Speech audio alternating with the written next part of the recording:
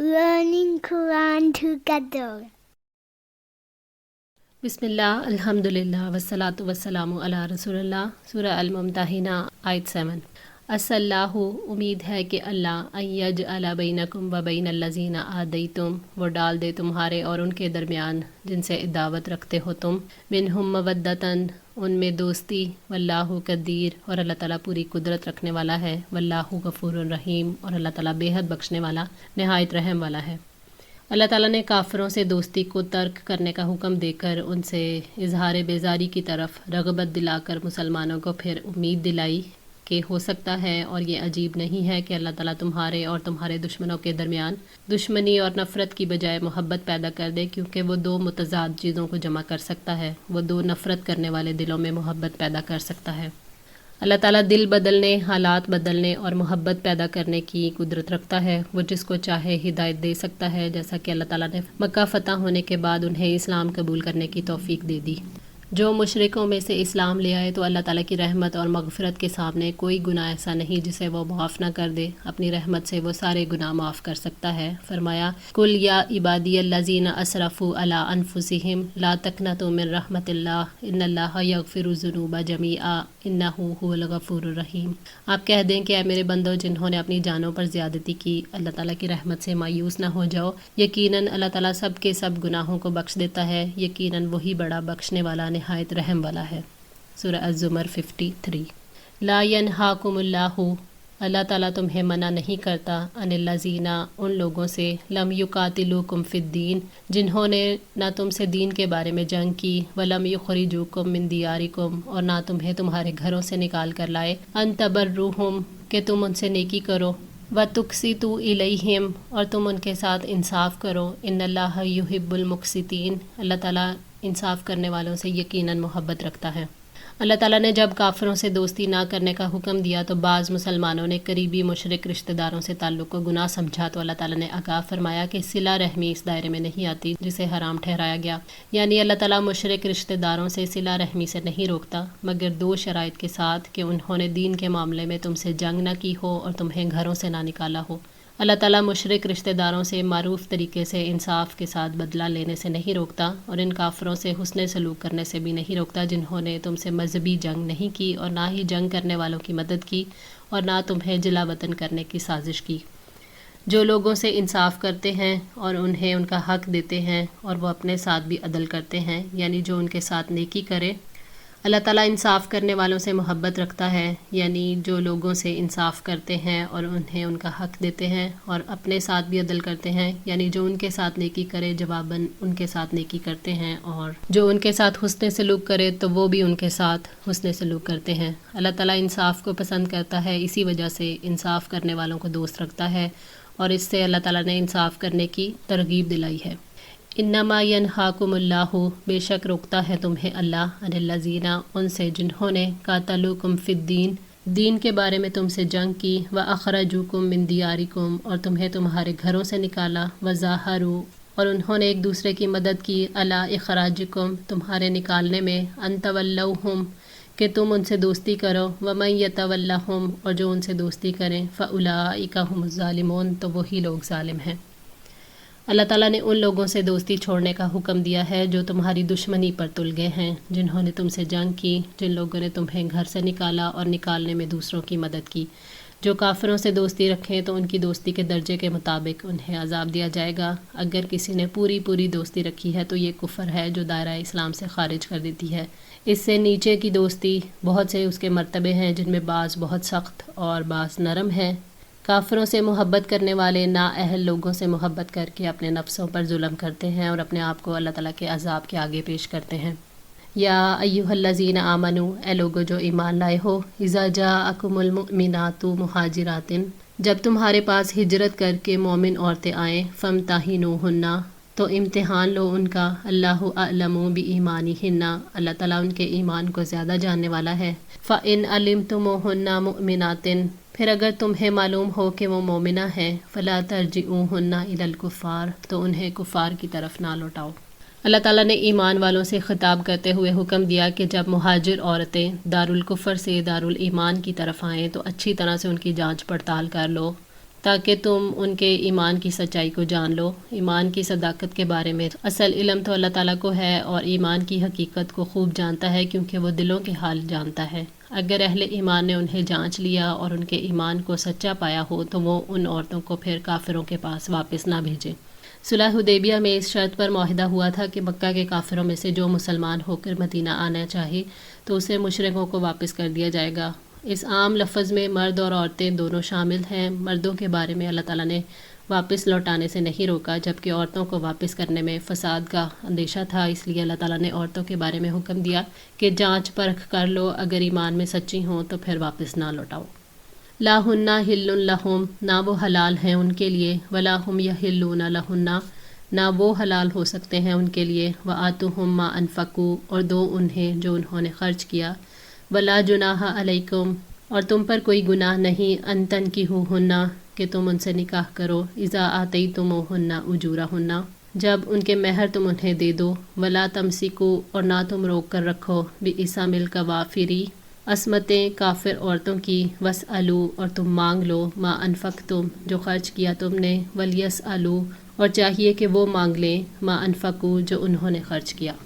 مسلمان عورتیں کافر اور مشرک مردوں کے لیے حلال نہیں، اور نہ ہی کافر مرد ان کے لیے حلال ہیں۔ ان عورتوں کے عوض ان کے شوہروں کو مہر دو، اور وہ سب چیزیں بھی جو ان کافر مردوں نے انہیں دی ہیں واپس لوٹا دو۔ یعنی اگر مسلمان عورتوں کے مہر ان کے کافر شوہروں کو لوٹا دیے ہیں اور نکاح کی ضروری شرائط پوری ہیں، پھر تم پر کوئی گناہ نہیں کہ تم ان سے نکاح کرو جب ان کے مہر انہیں دے دو۔ یعنی اگر مسلمان عورتوں کے مہر ان کے کافر شوہروں کو لوٹا دیے ہیں اور نکاح کی ضروری شرائط پوری ہیں، مثلاً عدت گزر جانا وغیرہ، تو ان عورتوں کے ساتھ نکاح کرنے میں کوئی حرج نہیں، اور ایسی صورت میں بھی کہ دارالحرب میں ان کے مشرک شوہر موجود ہوں، مگر اس کے لیے شرط یہ ہے کہ آپ ان کے مہر انہیں دے دیں اور نان نفقہ ادا کریں۔ اس آیت میں اللہ تعالیٰ نے مسلمان عورتوں کی مشرکوں پر حرمت ثابت کر دی ہے۔ اس سے پہلے مسلمان خواتین کا مشرک اور کافروں سے نکاح جائز تھا۔ مثلاً حضرت زینب رضی اللہ تعالیٰ عنہ کا نکاح ابو العاص بن ربیعہ سے ہوا۔ حضرت زینب مسلمان تھیں اور ابو العاص مشرک تھے۔ بدر کی جنگ میں ابو العاص بھی 70 بدری قیدیوں میں شامل تھے، تو زینب رضی اللہ تعالیٰ عنہ نے ان کے فدیے میں وہ سونے کا ہار دیا جو ان کی والدہ خدیجہ رضی اللہ تعالیٰ عنہ نے انہیں دیا تھا۔ حضرت زینب رضی اللہ تعالیٰ عنہ بدر کے واقعے کے بعد مدینہ ٹھہری رہیں۔ پھر 8 ہجری میں ابو العاص مسلمان ہوئے تو نبی صلی اللہ علیہ وسلم نے پہلے نکاح میں ہی انہیں ابو العاص کے پاس بھیج دیا، نیا نکاح اور نیا مہر نہیں باندھا۔ کافر عورت جب تک اپنے کفر پر قائم ہے مسلمان مرد کے لیے حلال نہیں۔ اللہ تعالیٰ نے کافر عورتوں کو قبضے میں رکھنے سے منع کیا کہ جب تمہاری کافر بیویاں کافروں کے پاس واپس جائیں تو ان سے مال کا مطالبہ کرو جو تم نے ان پر خرچ کیا۔ جب کافر اپنی عورتوں کا مہر وصول کر سکتے ہیں تو مسلمان بھی کافر عورتوں کی واپسی کے لیے مہر وصول کرنے کے مستحق ہیں۔ ذالکم حکم اللہ، یہ اللہ تعالیٰ کا فیصلہ ہے، یحکم بینکم، وہ تمہارے درمیان فیصلہ کرتا ہے، واللہ علیم حکیم، اور اللہ تعالیٰ سب کچھ جاننے والا کمال حکمت والا ہے۔ یعنی یہ اللہ کا فیصلہ ہے اور اللہ نے ہی تمہارے درمیان یہ فیصلہ کیا ہے۔ صلح اور عورتوں کے بارے میں اللہ تعالیٰ نے فیصلہ فرما دیا، کیونکہ اللہ تعالیٰ اپنی مخلوق کی ضروریات کو جاننے والا علیم ہے، وہ جانتا ہے کہ کون سے احکامات تمہارے لیے درست ہیں، وہ حکیم ہے، اپنی حکمت اور رحمت کے مطابق احکامات دیتا ہے۔ وَإِن فَاتَكُمْ، اور اگر رہ جائے تم سے، شَيْءٌ مِّنْ أَزْوَاجِكُمْ، کوئی چیز تمہاری بیویوں کی، إِلَى الْكُفَّارِ، کفار کی طرف، فَعَاقَبْتُمْ، پھر تمہاری باری آئے، فَآتُوا الَّذِينَ، تو دو ان لوگوں کو، ذَهَبَتْ أَزْوَاجُهُمْ، چلی گئی بیویاں جن کی، مِثْلَ مَا أَنفَقُوا، مانند اس کے جو انہوں نے خرچ کیا، وَاتَّقُوا اللَّهَ، اور اللہ تعالیٰ سے ڈرو، الَّذِي أَنْتُمْ بِهِ مُؤْمِنُونَ، وہ کہ جس پر تم ایمان رکھنے والے ہوں۔ یعنی اگر تمہاری عورتوں میں سے کوئی کافر عورت مرتد ہو کر کافروں کے پاس چلی جائے تو تم ان کے شوہروں کو بدلہ دو، یعنی مال غنیمت میں سے اتنا مال دو جتنا انہوں نے مہر خرچ کیا۔ جب کفار مسلمانوں سے اس مہر کا بدلہ وصول کرتے تھے جو ان کی بیویوں کے پاس مسلمانوں کی طرف چلا جاتا تھا، تو مسلمانوں میں سے کسی کی بیوی کفار کے پاس چلی جائے اور وہ اس سے محروم ہو جائے تو مسلمان پر واجب ہے کہ مال غنیمت میں سے اس مال کا بدل عطا کر دے جو مہر کی صورت میں اس نے اپنی بیوی پر خرچ کیا تھا۔ مسلمانوں نے اس حکم کی تعمیل کی اور کافروں نے ٹھکرا دیا۔ مسلمانوں کو حکم دیا گیا کہ جب ان کی کوئی عورت تمہارے پاس چلی آئے تو اپنا خرچ نکال کر کچھ باقی بچے تو انہیں دے دو۔ پھر مسلمانوں نے ایسا ہی کیا۔ اللہ تعالیٰ نے فرمایا کہ اللہ سے ڈرتے ہوئے فرائض ادا کرو اور اس کی نافرمانی سے اجتناب کرو۔ اللہ تعالیٰ پر ایمان لانے کا تقاضا ہے کہ تم ہمیشہ تقوی اختیار کرو۔ یا ایھا النبی، اے نبی، اذا جاءک المؤمنات، جب تمہارے پاس مومن عورتیں آئیں، یبایعنک، وہ بیعت کریں آپ سے، الی ان لا یشرکن باللہ شیئا، اس بات پر کہ وہ اللہ کے ساتھ کسی چیز کو شریک نہ کریں گی، ولا یسرقن، اور نہ چوری کریں گی، ولا یزنین، اور نہ زنا کریں گی، ولا یقتلن اولادہن، اور نہ وہ اپنی اولاد کو قتل کریں گی، ولا یأتین ببہتان، اور نہ وہ آئیں گی کسی بہتان کو، یفترینہ، وہ گھڑ لے جسے، بین ایدیہن وارجلہن، اپنے ہاتھ پاؤں کے آگے، ولا یعصینک، اور نہ وہ نافرمانی کریں گی آپ کی، فی معروفن، کسی معروف میں، فبایعہن، تو ان سے بیعت لے لو، واستغفر لہن اللہ، اور ان کے لیے اللہ تعالیٰ سے بخشش کی دعا کرو، ان اللہ غفور الرحیم، یقیناً اللہ تعالیٰ واقعی بے حد بخشنے والا، نہایت رحم والا ہے۔ اللہ تعالیٰ نے نبی صلی اللہ علیہ وسلم کو حکم دیا کہ جب مومن عورتیں آپ کے پاس آئیں تو آپ ان شرائط کے ساتھ عورتوں سے بیعت لے لیں۔ پہلی شرط یہ کہ وہ ایک اللہ تعالیٰ کو عبادت کا مستحق سمجھیں گی اور یہ یقین رکھیں گی کہ تمام طاقتیں اور اختیارات صرف اللہ کو حاصل ہیں، اور عبادت کی کوئی قسم، کوئی بھی فعل اللہ تعالیٰ کے سوا کسی کے لیے جائز نہیں سمجھیں گی، اور لوگوں کا مال نہیں چرائیں گی۔ حضرت ہند بن عتبہ رضی اللہ تعالیٰ عنہ نے عرض کی، اے اللہ کے رسول، ابو سفیان کنجوس آدمی ہے، وہ مجھے اتنا نفقہ نہیں دیتا جو میرے اور میرے بچوں کے لیے کافی ہو، لہٰذا اگر میں اس کے علم کے بغیر اس کے مال میں سے کچھ لے لوں تو کیا مجھے گناہ ہوگا؟ آپ صلی اللہ علیہ وسلم نے فرمایا، اس کے مال میں سے دستور کے مطابق اس قدر لے لو جو تیرے اور تیرے بچوں کے لیے کافی ہو۔ صحیح مسلم 4477۔ ولا یزنینہ، یعنی بے حیائی اور برائی کے کام نہیں کریں گی، اور اپنی اولاد کو قتل نہیں کریں گی، جیسا کہ دور جاہلیت میں لوگ بیٹیوں کو قتل کر دیتے تھے۔ قتل اولاد سے مراد ہر قتل ہے، چاہے پیدا ہونے سے پہلے کیا جائے یا پیدا ہونے کے بعد، اور اس میں وہ ساری تدبیریں بھی شامل ہیں جس سے حمل قرار نہ پائے۔ اور وہ کوئی بہتان گھڑ کر نہیں لائیں گی، یعنی وہ کسی بھی حالت میں جھوٹ نہیں گھڑیں گی، چاہے اس کا تعلق خود اپنے اور اپنے شوہر کے ساتھ ہو یا شوہر کے علاوہ دوسروں کے ساتھ ہو، اور کسی نیک کام میں وہ نبی صلی اللہ علیہ وسلم کی نافرمانی نہیں کریں گی، کیونکہ آپ کا حکم معروف کے مطابق نیک ہی ہوگا۔ اس میں یہ شامل ہے کہ وہ نوحہ کرنے، گریبان چاک کرنے، چہرہ نوچنے اور جاہلیت کی آواز نکالنے کی ممانعت میں آپ کی اطاعت کریں گی۔ ان شرائط پر نبی صلی اللہ علیہ وسلم عورتوں سے بیعت لے لیں۔ آپ جب مردوں سے بیعت لیتے تو بیعت کرنے والا ہاتھ میں ہاتھ دے کر عہد کرتا تھا، لیکن عورتوں کے لیے یہ طریقہ نہیں تھا۔ آپ نے کبھی کسی عورت کے ہاتھ کو نہیں چھوا۔ آپ کبھی تو عورتوں سے عہد لے کر کہہ دیتے کہ تمہاری بیعت ہو گئی، اور کبھی تو ایک چادر کا ایک سرا آپ پکڑتے اور دوسرا سرا عورت پکڑ کر عہد کرتی، اور کبھی آپ پانی کے کسی پیالے میں ہاتھ ڈالتے،